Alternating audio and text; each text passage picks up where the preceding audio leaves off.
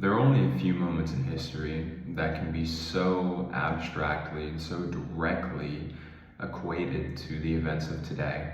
World War II is one of these events where the end of this conflict has now influenced the entire world as we move forward geopolitically.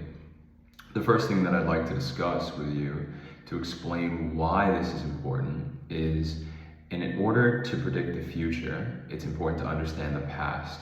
Governments make mistakes, and every time a tragedy happens, people are confused as to why it happened.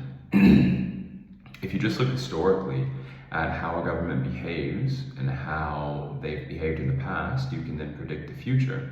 So it's important to understand how the end of World War II has affected the world and our current conflicts.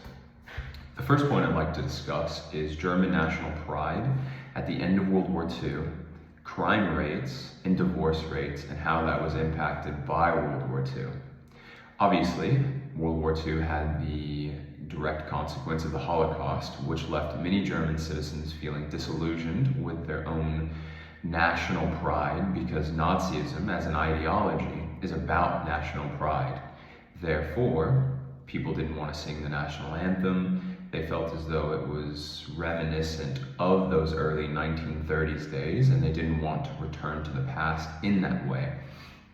Because of the destruction caused by the war with unrestricted bombing, the cities were completely destroyed. The citizens had no resources. There was material lack across the board, causing a rise in crime.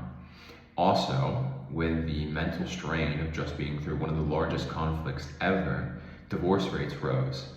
In those divorce rates, most of the time was domestic violence, PTSD, those types of things, and those influences were passed on to their children, unfortunately. Which then, those children are today's world leaders. So it's easier to understand those world leaders' positions when you understand as children, that's the lifestyle they were growing up in. The second thing I'd like to discuss is the creation of the UN, which was a direct consequence of the end of World War II.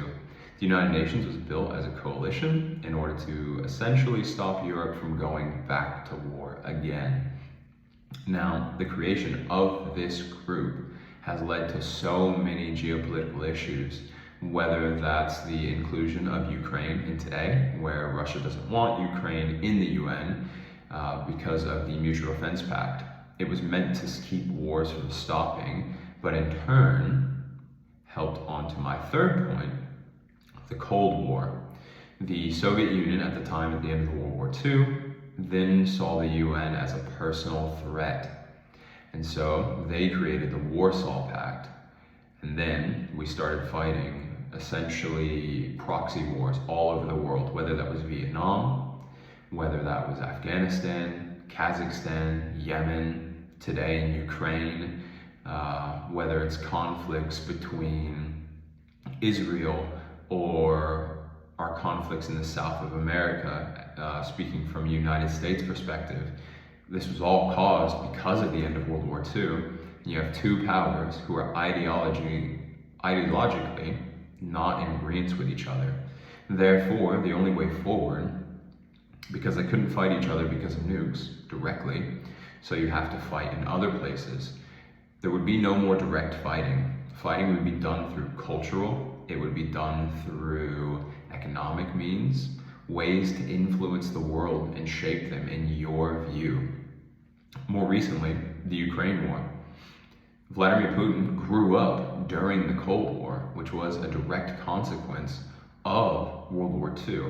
He saw the Soviet Union break apart during that time, and he thought it was the worst geopolitical disaster of the 20th century. And so you can understand from his perspective why he's doing the things he's doing. That's why it's important to understand the past. When you know what happened in the world, you can see why leaders are making the decisions they're making today. And it's important to know that, because when you know that as a citizen, as a voting citizen, you can use that power to influence your politicians to make sure we're not making the same mistakes over and over again. Thank you so much for your time.